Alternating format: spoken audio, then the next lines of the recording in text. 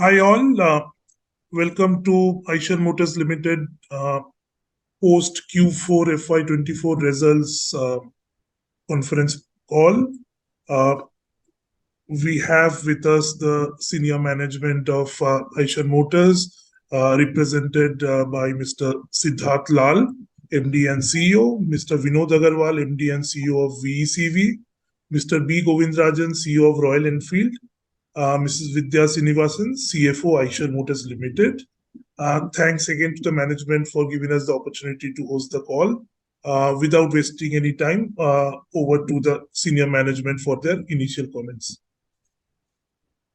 Thank you, Basudev and ICICI, for hosting this for us. And hello, everyone, and welcome to the earnings call for Eicher Motors Limited for the quarter and year ended March 31st, 2024. So we've had an absolutely stellar year at Eicher Motors with consistent and solid growth through the year, and we've grown from strength to strength each quarter and marking new milestones in our business and financial performance. I'm going to begin with our update on Royal Enfield. Again, an absolutely fantastic year where we've maintained our lead and our dominance in the premium motorcycle segment and have closed the year with 912,000 approximately. So that's the best performance we've ever had in India. Had some absolute category-defining launches this year. We introduced the Himalayan on our new engine platform, the Sherpa 450, and we've seen absolutely tremendous response from consumers in India and around the world, and from critics and media and so, and in sales as well. So on the product development and manufacturing and quality front, we've continued to push the boundaries and are now absolutely amongst the best in the world, which is evident from the fact that we've got the world's best cruiser and possibly the world's best adventure tourer motorcycle also, based on all the inputs and all the awards we've got. So, which is the Super Meteor 650 and the new Himalayan. And of course, the Himalayan also won the Indian Motorcycle of the Year in 2024, which is the most important award because it involves the largest group and a very large group of motorcycle journalists who come up with this. It's a single award. And this is our fourth Indian Motorcycle of the Year in the last 6 years. So we dominated that single award that's given to the best motorcycle of the year. We also made great strides in our EV journey in the last year, and we have a very solid, not only single product, but a range thought process. We have really built our development capabilities, our technology, our technical teams, and now even our commercial teams are really being built up. And we're working on a very solid, differentiated portfolio and lineup for EV, which will come in the right time, in due time. Coming to VECV, our joint venture with Volvo for commercial vehicles, we've had our highest ever sales for the Eicher Truck and Bus Division, for Volvo Trucks, for VE Powertrains, where we sell engines to Volvo Group around the world, and in our components business and our power solutions business, these are all verticals of VE commercial vehicles. And on the EV front at VECV, we've delivered over 230 electric buses so far, and 75 EV trucks, our Eicher Pro 2055. And so we are making strong progress on the EV front, and deliveries and tracking how the vehicles are going, which is very good. We've also showcased a new electric small commercial vehicle at the Bharat Mobility Show earlier this year. So we are entering into the small commercial vehicle segment, which is in the 2 to 3.5 tons. And the first vehicle in that SCV for Eicher will be an electric vehicle. So yeah, the whole category is extremely new for VCV, and so is the EV first type of program. But this is a category where Eicher brand has a lot of salience, a lot of brand equity because of our strength in light and medium duty as well. So we're very hopeful that we'll make a big impact in this very large market of small commercial vehicles. We also made huge progress in our sustainability journey. Our most ambitious social mission project, which is the Himalayan Hub, went live, where we have in Thiog in Himachal. So we have fellowships, we have hub for circularity, for experimentation, for let's say responsible travel. These are the kind of areas that we're looking at to develop over the years for sustainable travel and sustainability in the Himalayas. We also had another very important project called the Himalayan Knot, which is about strengthening indigenous heritage textiles in the Himalayas and along with the Himalayan artisans and communities, bringing closer to urban designers and urban markets and rider community. So that's gone on really well. We also concluded the second edition of the Great Himalayan Exploration in partnership with UNESCO. So, which is the concept there is to document and conserve the intangible cultural heritage. In this case, we are doing it in the 8 states of the Eastern Himalayas, where we've documented this year 45 different intangible cultural heritage elements for posterity, for future, for reference, for support. So it's a very exciting project. Well, now coming to the financials, we've had another record-breaking performance. So we have a lot of best evers coming up in revenue and EBITDA and PAT. So the consolidated financials for Eicher Motors Limited for fourth quarter and for the full year, we've had our highest ever revenue for 8 quarters in a row now, and resulting in a highest ever annual revenue in EML. So for Q4, revenue for EML stood at 4,256 crores, up 12% from last year. For the full year, EML revenue stood at 16,536 crores, up 14.5%. And if you take the 16,536 crores for EML consolidated, and then you add VCV, which is not part of the first figure, and VCV is 21,459 crores. So the combined revenue on both RE and VCV, so if you look at the group level, is nearly 8,000 crores. So that's of $4.5 billion combined revenue last year. EBITDA profits have grown year on year and sequentially, and we registered the highest ever PAT and EBITDA for the quarter as well. The EBITDA is 129 crores, up 21% for the quarter. And for the year, it's 4327 crores, up 26%. So solid growth on EBITDA both for the quarter and for the year. The EBITDA margin is at 26.5% for the quarter. That's 2 percentage points higher than last year. And 26.2 for the full year, which is against 23.8. So it's substantially higher than the previous year now. Our PAT is at 1,070 crores, up 18%. And for the full year, we've just gone ahead of the 4,000 mark, 001, up 30%. So solid numbers overall, as far as it's concerned. from EML. And now I hand over to Govind, CEO of Royal Enfield, to give you a little bit more insight and detail on the Royal Enfield business performance.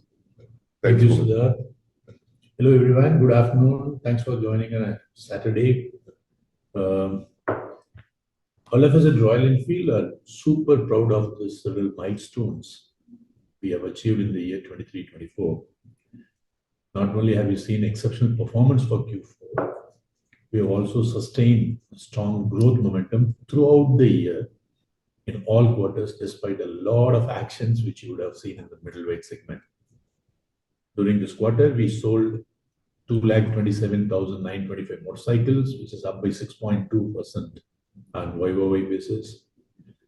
For the financial year, as Siddharth mentioned, we sold about 912,000 motorcycles, which is compared to last year, which was only about 834,700 motorcycles.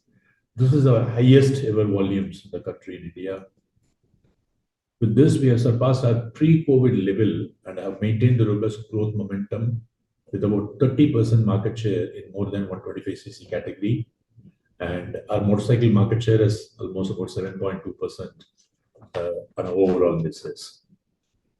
In the international markets, we recorded a sale of 77,209 units. Despite weak macro backdrops, which you all know, our retail sales in the international markets remain on a steady growth track across the regions in this year, FY24. As a result, we have maintained our market share in the middleweight segment across the market outside India too. During this year, we forayed into some new countries like Turkey, which has a strong market for Asian motorcycling. On manufacturing, just to add, we have produced 9.2 lakh motorcycles this year, which is once again highest ever production with high quality motorcycles for the globe. Our plants are continuing to create new benchmark in efficiencies, automations, and in the manufacturing excellence. Our Oragadam plant at Chennai was awarded the Future Ready Factory by Frost & Sullivan, and also received the Excellence in Operations and Smart Factory of the Year in 2023. We achieved our highest ever revenue for non-motorcycle business, driven by our expanding service reach, robust growth in accessories, and widening range of apparels, and adding more and more SKUs in the accessories business. Throughout the year, we steadily elevated pure motorcycling experiences for our customers with the introduction of programs such as Assured Buyback, Re-Own, and Tours and Rentals, which are all getting traction now. Consumer response to these programs has been very, very encouraging to us, and we will continue to enhance these initiatives. This year, we also introduced 2 connected motorcycle systems with advanced telematics and navigation capabilities on motorcycles, the Triple Dash on our all-new Himalayan Sherpa platform motorcycle, and the Wingman, the rider-centered connected motorcycles in the Super Meteor to start with. Motoverse this year boasted the spirit of motorcycling in every sense of the word. Over 3 action-packed days of music, motorcycling, art, culture, the 13th edition witnessed the participation of more than 15,000 attendees from across the globe. And during that time, we also unveiled the Shotgun 650 and announced the price of Himalayan, which all have hit in the market very well. Under the sustainability initiative on the social mission, which Siddharth mentioned about what we are doing at Himalayas, at a green operation business level, I would like to share with you. We have achieved zero liquid discharge in all our operations, and all our plants and our warehouses are all net water positive, with an index of almost 3.23 in Oragadam and 2.02 in Vallam. We have been constantly working on improving the renewable energy usage, and during this year, further we enhanced that, and we have added another 35% of total consumption onto the renewable energy. We were looking at constantly on reduction of carbon emissions. This year, we took a target of reduction by 80% compared to last year, and it has been completely on track. On the product, end of vehicle study, we wanted to do that to understand the recyclability, recoverability, and reusability. And we started off with our twins platform. And now we are doing for the rest of the products also. Happy to share with you that the reusability of the parts in our motorcycle are more than 98%, and the recoverable is also equally almost same. And we are working on and complete reusability and recoverability parts we used in the motorcycle. With successful launches last year, we are well on our way to ride ahead on our strategic goals. With several more products which are lined up, we are geared up to continue this growth journey in India and across the globe.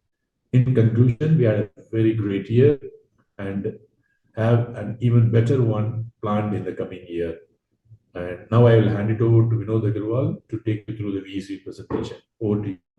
Thank you, Govind, and very good afternoon to all of you. As Siddharth mentioned, financial 24 has been a record year for us on all fronts. Let me begin with the financial performance for the quarter as well as for the year. We had overall Q4 sales were 25,732 units, and of course for the full year we had 85,560 units as against last full year of 79,623 units. So with a growth of 7.5% for the full year. If we look at the industry had grown by 4%. So therefore, since we have done better than the industry, we have improved in market shares in most of our segments. As far as the revenues are concerned, our revenues rose to 6,275 crores in Q4. And of course, for the full year, our revenues stand at now 21,868 crores over last year full year revenue of 18,952 crores with a full year growth of 15.4%.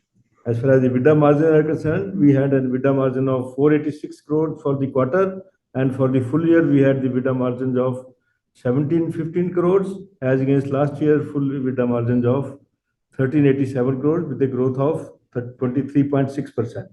And EBITDA margin for the quarter were 7.85% and 8% for full year as against 7.5% for financial year 23. Profit after tax was 242 crores for Q4 and 823 crores for financial year 24, which is a growth of 42% from 579 crores in the previous year, financial year 23.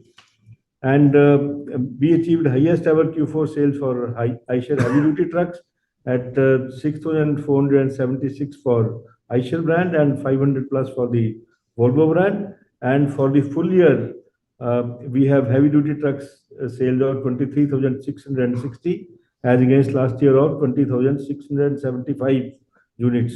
So with a growth of 14.4% as against the industry growth of 4% in heavy duty trucks. So with this 23,660 units, our market share in heavy duty trucks has gone up to 9.2% for the full year. And of course, if you look at the Q4 market share, Q4 market share for heavy duty trucks was close to 10%. So which indicates that we are well on our journey to become bigger and bigger player in the heavy duty truck market. As far as the light and medium duty trucks are concerned, we sold 11,033 units in the quarter, achieving again our highest ever market share of 35.8% in the light and medium duty trucks for Q4. For full year, we sold 38,712 light and medium duty trucks as against last full year of 37,318 units with a growth of 3.7%. As against this, the market had dropped by 5.9%. So based on that, our market share in light and medium duty trucks also, it improved to 34.7%. And of course, in almost 4 months in the full year, we were the market leaders in light and medium duty trucks, which is again a very good development. As far as the bus segment is concerned, we sold 6,090 units in Q4. And of course, these were our highest ever sales in the buses. And for the full year, we have sold 17,620 units of buses as against 15,077 in the previous year with a growth of 16% plus. Of course, we continue to do very well as far as the parts business is concerned, with the overall sale of 574 crores in Q4, with a growth of more than 24%. And of course, apart from that, our B part train, which is our Euro 6 engine, where we export these engines to Volvo Group, that unit is also doing very well. We delivered 15,717 units in Q4, which again are the highest ever. And of course, we achieved quite a few awards last year. And of course, we also were ranked #1 in dealer satisfaction survey consistently for 3 years in a row. And we also won customer satisfaction awards for heavy duty trucks as #1, and in light and medium duty trucks also as #1 in the customer satisfaction survey, which was conducted by GfK, which is again a very, very credible achievement. And we were also given CV Maker of the Year recognition at 2023 Apollo Tyre CV Awards, and we also won 6 other product related awards, again acknowledging our efficient range of trucks and buses. And of course, as we all know, over 5 years ago, BCV became the first CV manufacturer to offer connected telematics as a standard. Over these years, we have built on these connected ecosystem to deliver artificial intelligence and machine learning based remote and predictive diagnostics to customers, thereby delivering uptime to them. On the sustainability front, as you are aware, that we have also we are one of the strong players in the CNG fuel-based trucks. We have also entered LNG fuel-based trucks in both Volvo brand as well as Eicher brand. We are working on H2 ICE technology. We are working on hydrogen fuel cells. So therefore, we are working on all the future alternate fuel technologies. And all our existing diesel vehicles, they comply with all the strict current BS6 OBD2 standards. And then, of course, we are committed to increase the use of renewable energy and energy efficiency at our plants and operations. We have also implemented water saving measures and are aiming to reduce water usage per vehicle produced by 5% annually. I now hand over back to Siddharth for any last remarks. Yeah, thank you very much, Govind, and thank you very much, Vinod. It's been an absolutely fantastic year for EML, for VECV,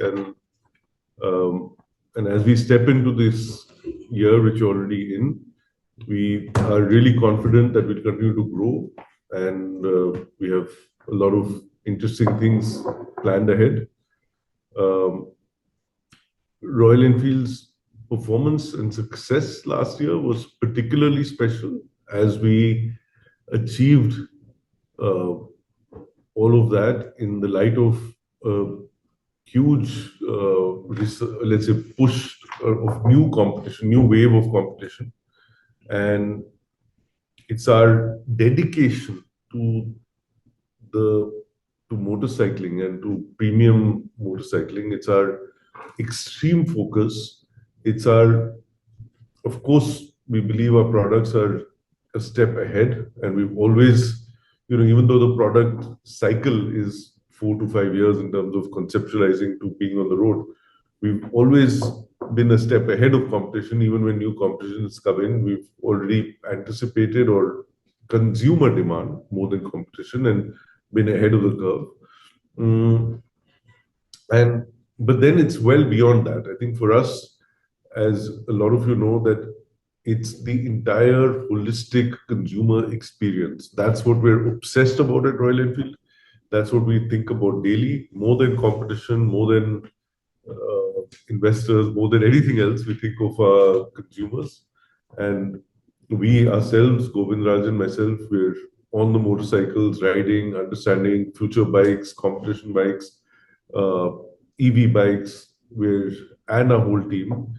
We're absolutely obsessed, and we're focused on that consumer experience, on understanding them better, on understanding their pains, understanding their joys, understanding what will motivate them, because we do it ourselves.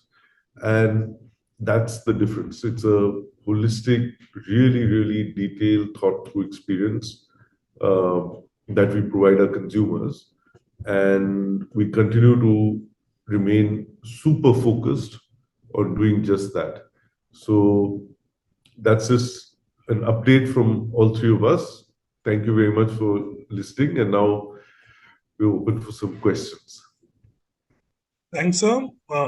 For Q&A session, requesting participants to raise their hands, and also requesting each to limit their questions to 2 per participant. So first question is from Gunjan Prithyani, requesting you to unmute. Yeah, hi. Thanks for taking my questions. My first question is on the Royal Enfield side. If you can share a little bit more in terms of what are we seeing on, on the demand side. April was certainly quite a strong month where, there was an element of seasonality as well. But if you can share, how should we think about the demand growth or outlook for fiscal 25? And also, just clubbing Himalayan along with that, that launch happened towards, the ramp up had to happen in Q4. So now do we have a sense of what's the steady run rate for Himalayan 450cc for the domestic market? Then, about the overall market, I'm sure you guys are following it more than us and getting the data in different form. What we can say is the two-wheeler market is poised for a growth, and especially the middleweight. We anticipate the middleweight growth will be in double digit. As we always say that we should be ahead of the curve with all the new products which we launched last year and the new products which are going to come in this year. We feel that there is enough headroom for us to grow. In fact, the premiumization as a theme is continuing in India. That's a good sign for all of us. The motorcycle industry, I think, is slowly coming back to the pre-COVID level. We are seeing that month on month, which is slowly gaining momentum. It will actually help us with all our preparedness which we have done over the period of time. As far as the Himalayan is concerned, we launched and it has been a super hit for us, and happy to share with you this beyond the expectation of the numbers which we are talking about. Gunjan, that we don't give the exact numbers, but having said, we are currently clocking as good as 200 plus motorcycles a day. So that's there, but we are also preparing ourselves for the higher numbers because we see there is a good potential for us across the globe. As of now, only in few international markets we've opened it, and we are slowly opening to the rest of the market. So we see that that motorcycle also will give us quite a growth in coming years. So 200 plus motorcycle a day, and we are not yet seeing that in terms of dispatches. Is that a supply ramp up which is more gradual here? It's as of now, there is also season in the international market. So we have to do that to the international markets also. So we are currently, what we are doing is, depending upon the FIFO level, we are trying to match to the consumers of domestic market and also to the international markets. But we are working on increasing the supply situation, which you will see in time to come, the improvements. Okay. And the second question on the, on the platform, that sort of picture that you put in the presentation, there are fair bit of white spaces that's clearly evident across platforms, right? And I know you will not talk about which product, which launch, but in terms of next, if you were to think about next 12, 18 months or 2 years, what are the key white spaces in the respective platforms that you think, are priority areas to address, across platforms? There is only one bike on 450cc, there's only one on the D platform. So little bit color on how we should think about bridging of these white spaces over the next 2 years. Got a long answer to be given, Gunjan, but still I'll try to very short slightly. We have currently 3 platforms.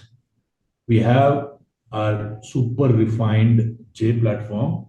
Then we have our 450cc platform.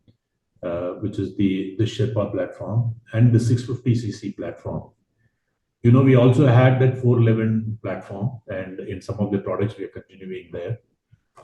In all these platforms, as we always say, we are a focused company. We don't do too many things, but the platforms are good to bring out different motorcycle which addresses the different set of and segment of consumers, which we can give a differentiated experience. That's why on the J platform, you can see we have Bullet, we have Classic, we have Hunter, we have Meteor, and all of them have their own space, and the consumer sets and experiences are very different to the people. Similarly, on that 450cc platform, as of now, we have come out with the Himalayan, and we will come out very soon. You will see a fantastic motorcycle from the same platform.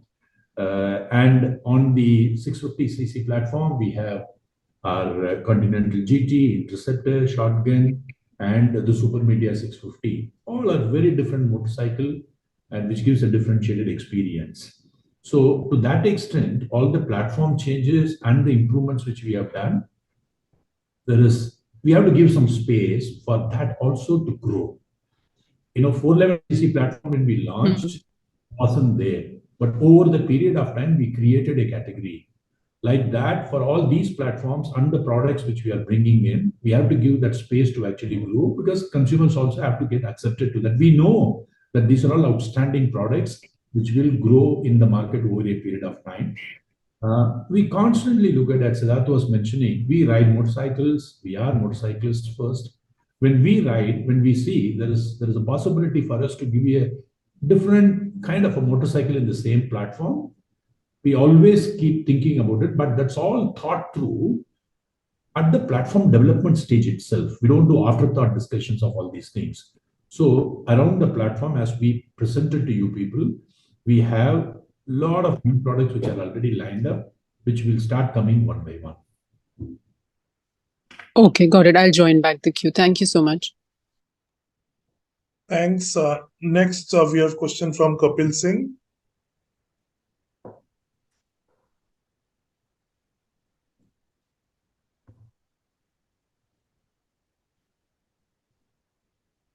Hi, Kapil, please proceed.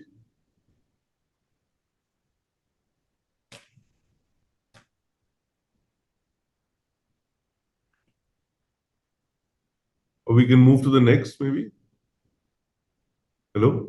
Yeah, next we have in the queue Jinesh Gandhi.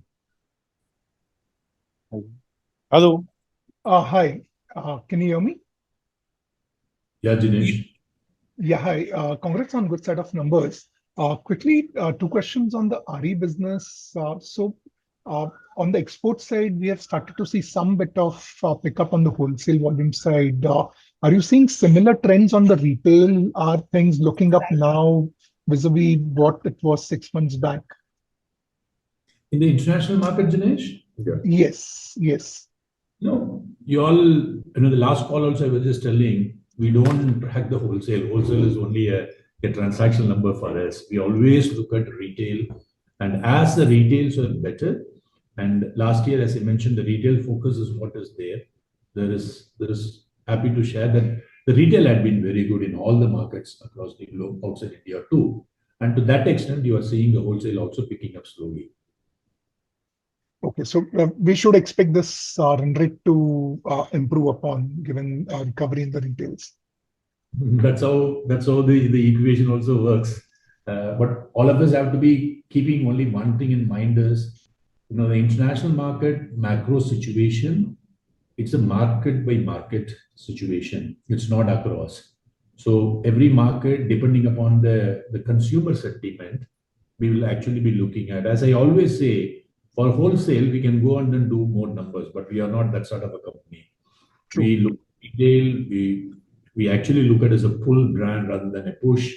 So it's for a long term. What is required for the international market for us to be the leader over the period of time? All the key things which have to be in place is what is the focus. The team is actually doing it.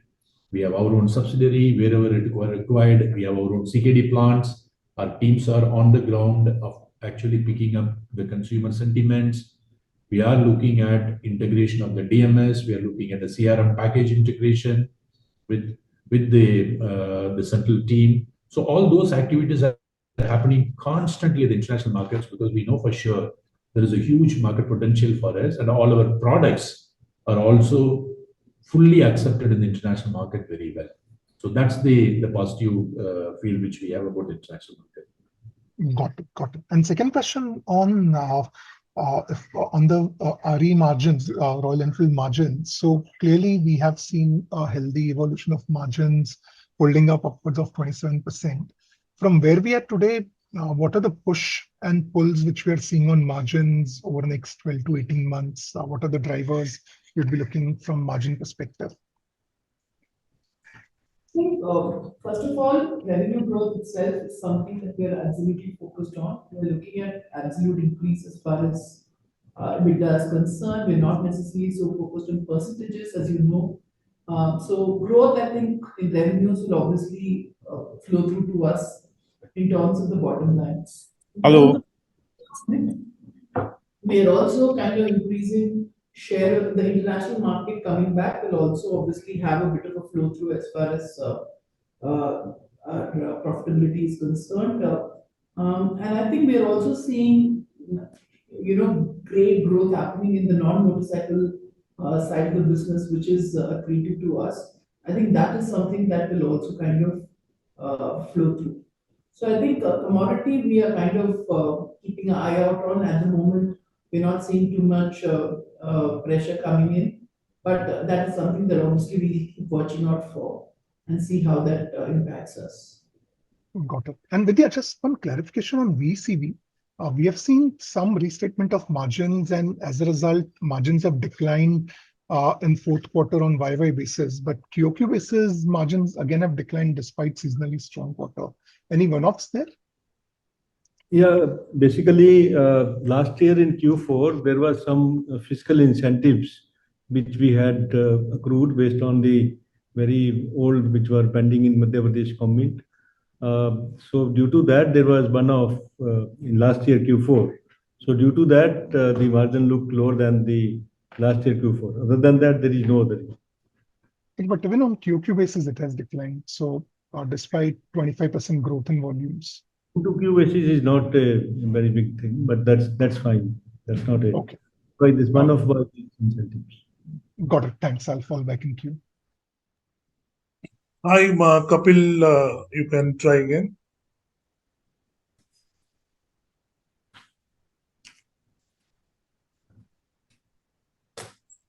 Okay, seems some issue, so we can go ahead with Raghu.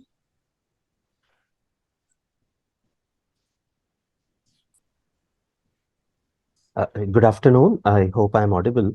So couple of questions. Firstly, on commercial vehicle side.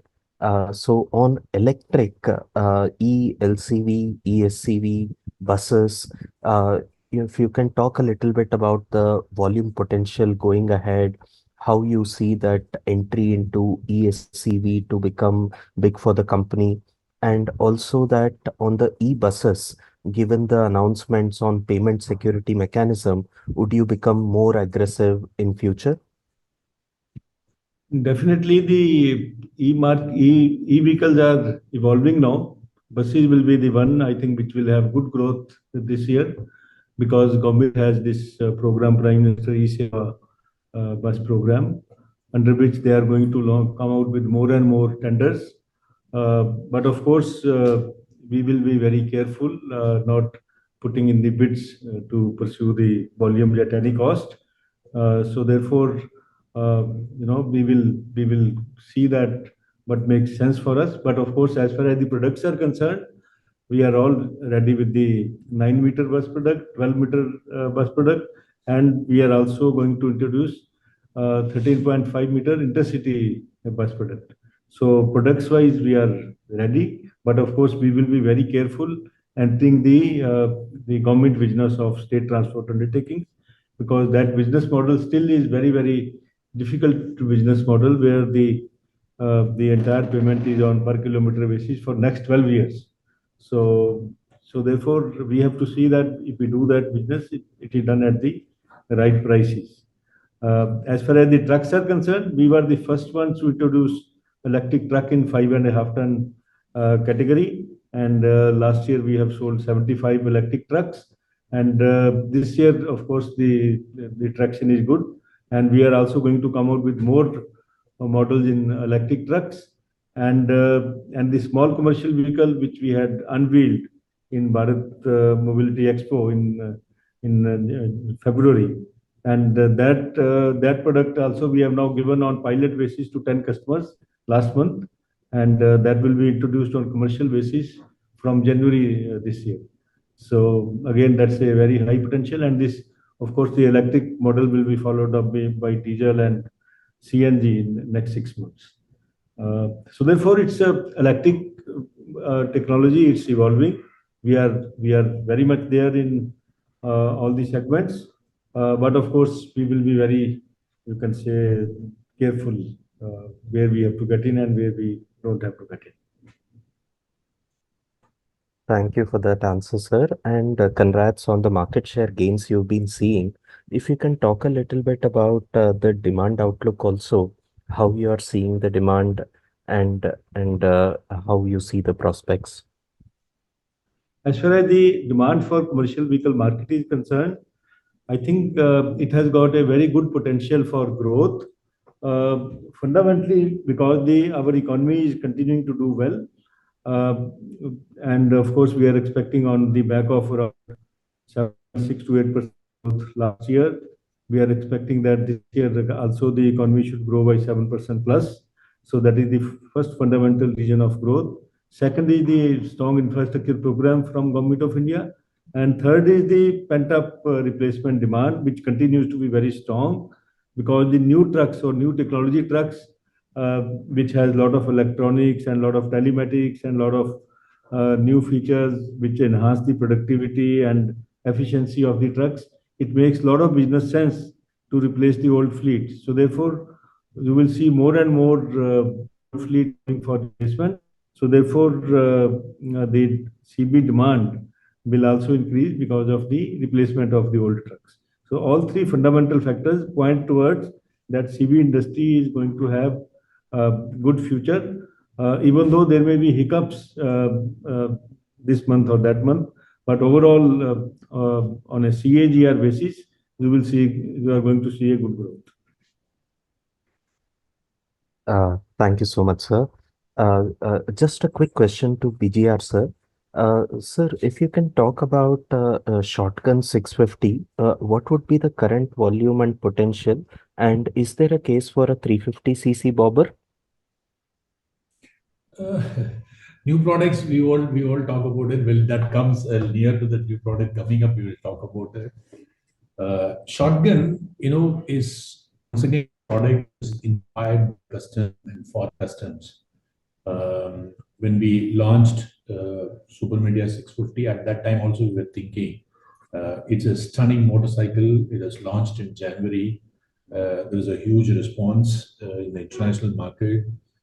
It's a product which has just come. We have to nurture it. But what we are doing is we are also working along with all the custom builders and how that entire ecosystem can be integrated so that the product can be taken to the next level. So there's a lot of work which is happening.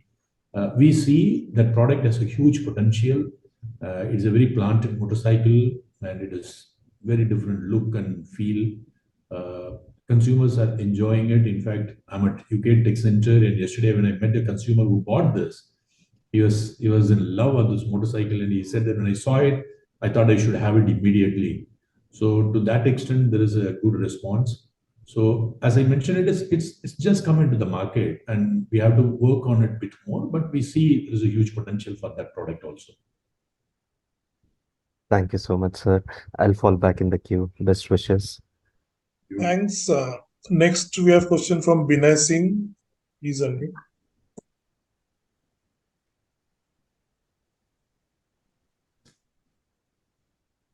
Hi, team. So thanks for the opportunity. One trend that we see in Royal Enfield in the last 2 quarters is that the greater than 350cc portfolio is doing well, partly driven by product launches. But just to understand the customer profile, is that changing? Because I remember the company always talked about this replacement consumer coming back, people who had a Royal Enfield buying a Royal Enfield. And then we used to also talk about the average age profile coming down when the 350cc portfolio was rising. So with these new launches, are you able to sort of see any changes in your customer profile? Are people replacing? That's the first question. Yeah. I think with products coming up in the 350cc and above, the numbers are also coming. Percentages are equally to be looked at what's happening in 350cc, right? But we have to grow all the platforms, all the CCs. That's what the team is working on.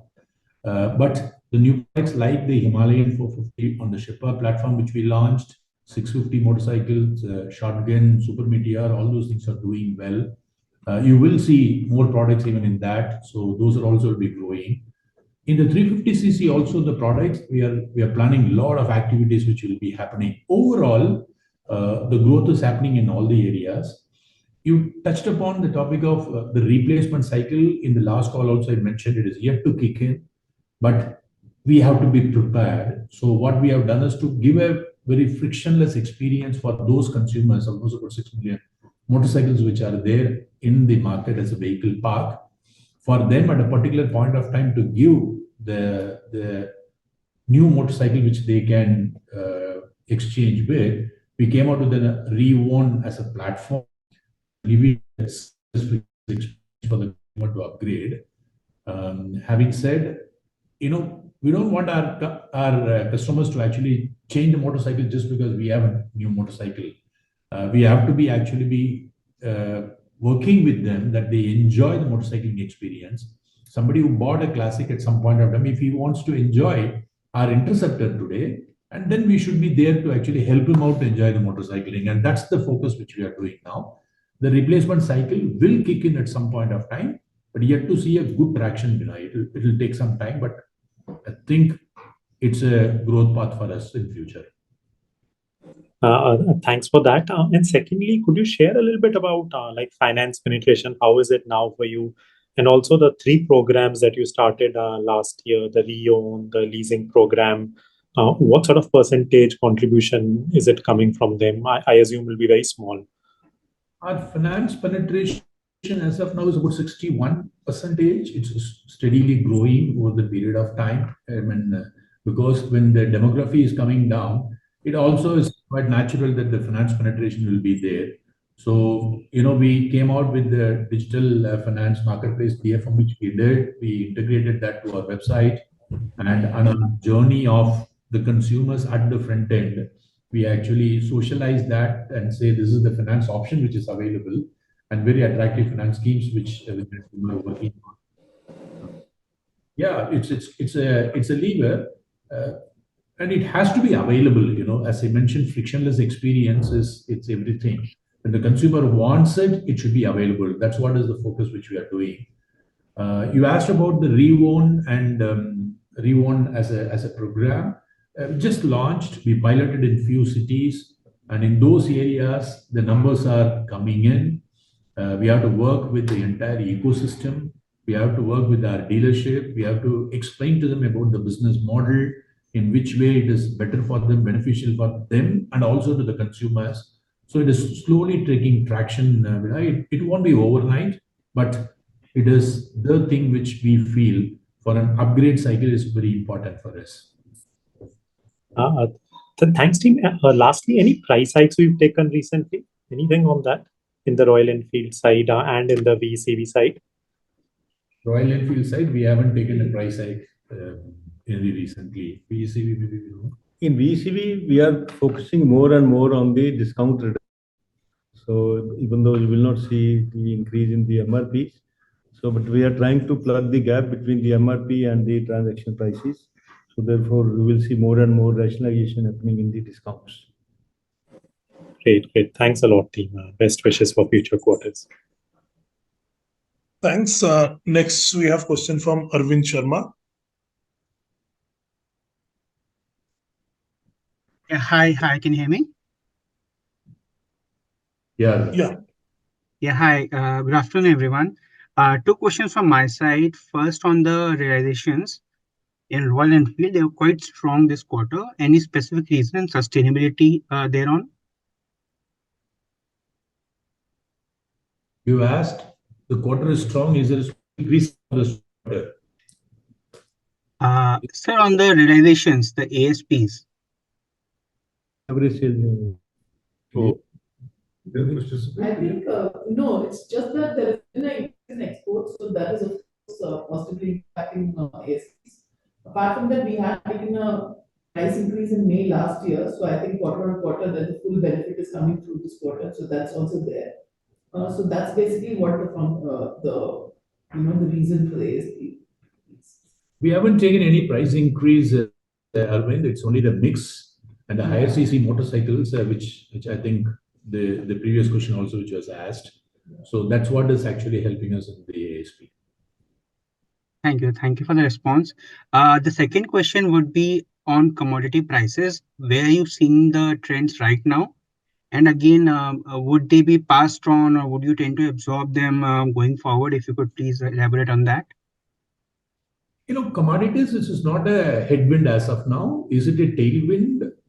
May not be. So to that extent, there is some amount of a stability which is there, but it will be always we will track it and then see what is that we have to do in this, especially the high cost, the PGMs, which goes into the motorcycles. And we are constantly working on value engineering to offset that.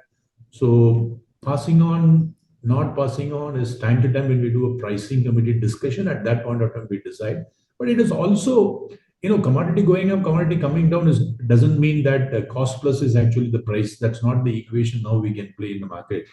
So it has to be the price value proposition for the consumer, and what does it mean, and what is that we are offering to the consumer. So that comes as a prime question for us always. So it's only a one side of an equation, but we constantly see that what's the price value equation, and depending upon that, we take a decision on that. But for now, you're not seeing any cost pressures as of now. It doesn't seem to be there at this juncture. All right. Thank you, sir. That's all from my side. Thank you so much. Thanks. Next question is from Chandramouli. Hi, good afternoon, and thank you for taking my questions. My first question is on the export markets. We have been making a concerted push into growing in the export markets for the past 5 to 6 years now.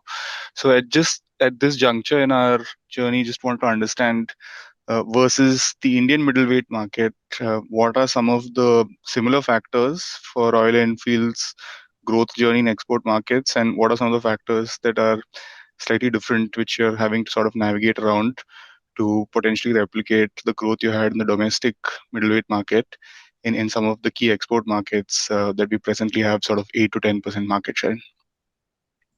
Yeah. So Chandramouli, in any of the markets, India, as Siddharth was mentioning earlier, the market for the middleweight are somewhere around 55,000 in 2011 types. We grew the market to almost about 900,000 plus. And the addressable market outside India is also almost the same size, but that has been grown by somebody over the period of time. With the first product of our twins, we really felt, because earlier to that, our 350cc motorcycles were not an export worthy motorcycles because it can't stand the emission norms which are required. But the J platform, when we brought in the super refined engine, we really felt that motorcycle is also exportable. Then we started working on twins. Now the all new Sherpa 450cc platform water-cooled, and the products which are coming in, they're all now global appeal products. So products are sorted. You will see more products which we are working on. And the international market, what's more important is, as we always say, if we have to go open up more stores and then do a wholesale, that's an easy thing because now there is an acceptance. But that's not what we are as a company. We always look at our brand has to be in full brand. People should enjoy owning our motorcycles. In a situation where the macroeconomics are not so good, that's not the time to go and actually look at expansion in an aggressive way. We are a long-term aggressive company. We don't do anything short-term, which I always say. So what is required for the international market of actually having our own subsidiaries, our own team on the ground, constantly looking at the market growth, brand building, and community building, creating rides wherein we can be part of the community and ride motorcycles. That's what is the work which we are doing it. Whenever the market opens up, and I mean, in fact, one more thing is the CKD plants, more and more the CKD plants where it is required to be near to the consumer, which also we are doing it. When the market opens up, you will see Royal Enfield riding the wave in the international market. I see some good green shoots now. The retails are better for us last year, and that's why you are seeing the wholesale also slightly better. In time to come, I think the market opens up. We are there for a good success. Maybe I'll just add a little bit to add some more or different texture to this. I think from what you're asking is that, I mean, very simplistically, we divided in our export markets into two. One is the richer countries, such as US, Europe, Australia, Japan, New Zealand, Korea, where the markets are there, they're not growing, maybe even declining, but affordability is very strong. If people like something, they'll pick it up. I mean, if it's $5,000, $6,000, $7,000, it'll just, that's not a problem. So Royal Enfield salience is strong. The offer is great.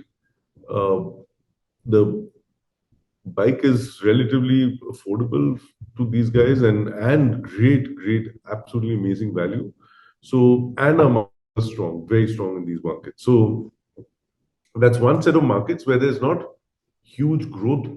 There is growth potential for us, but within the spectrum of the market rather than growing the market as such beyond a point, right? So that's the Western markets, but they're very important also from a profitability angle.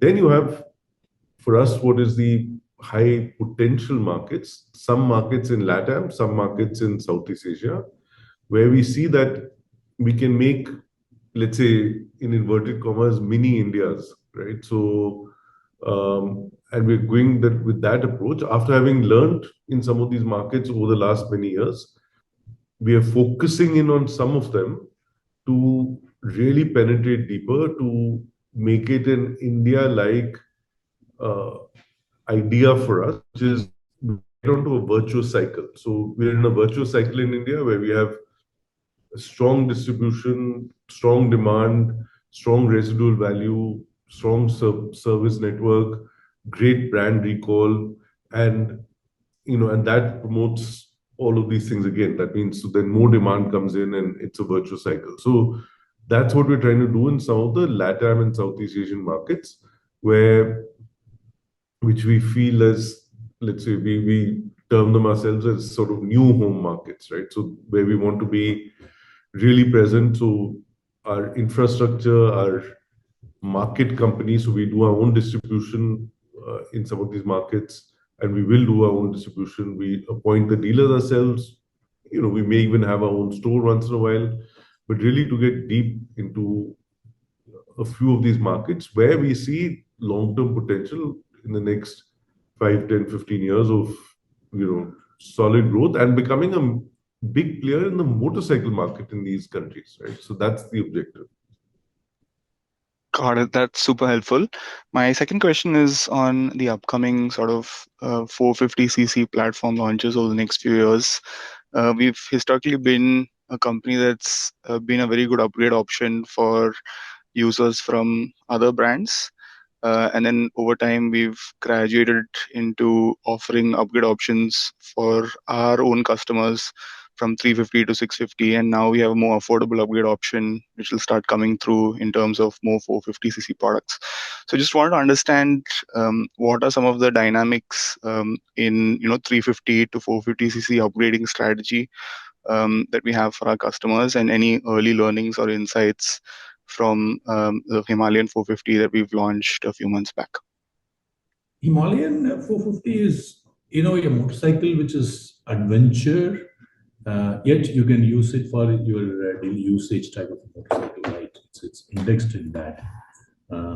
So It's not for everyone, but anyone who likes a bit of an adventure also will enjoy that motorcycle. So that's where the positioning of that motorcycle that will continue.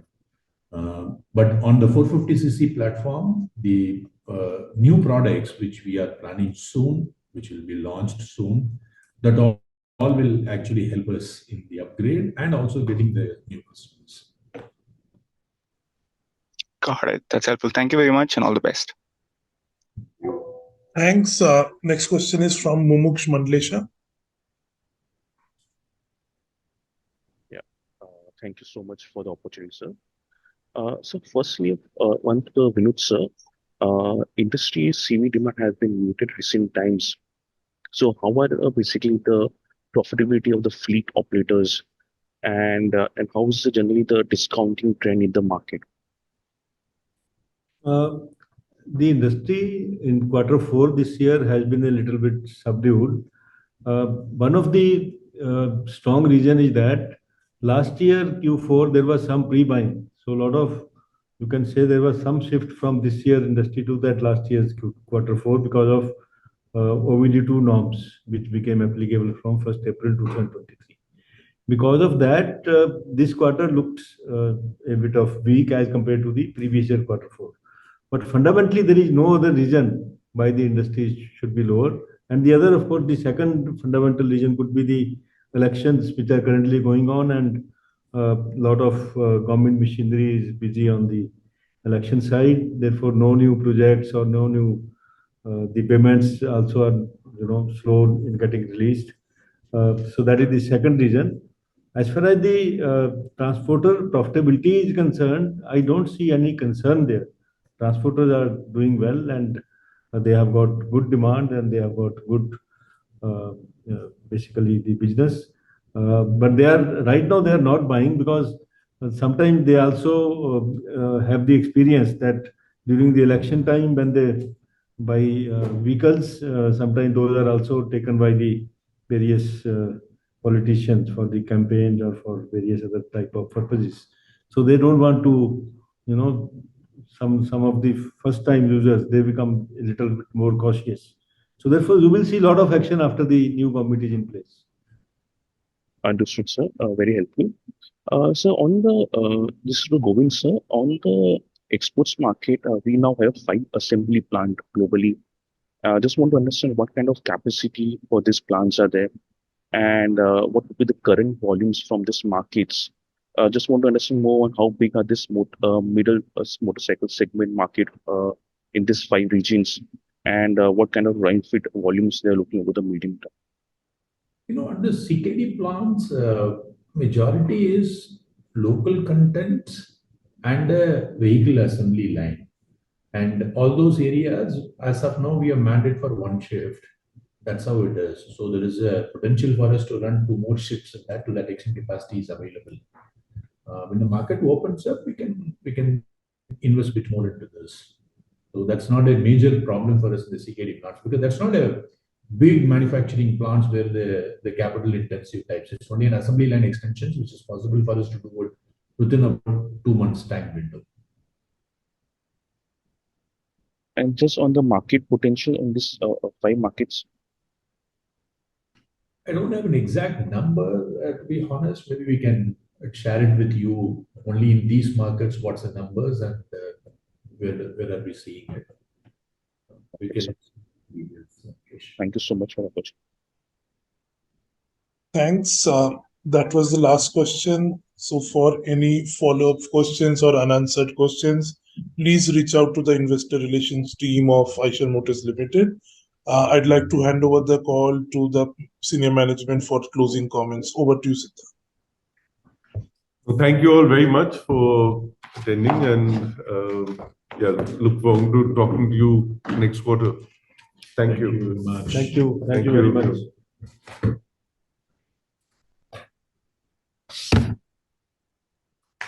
Thank you all. We can conclude the call here.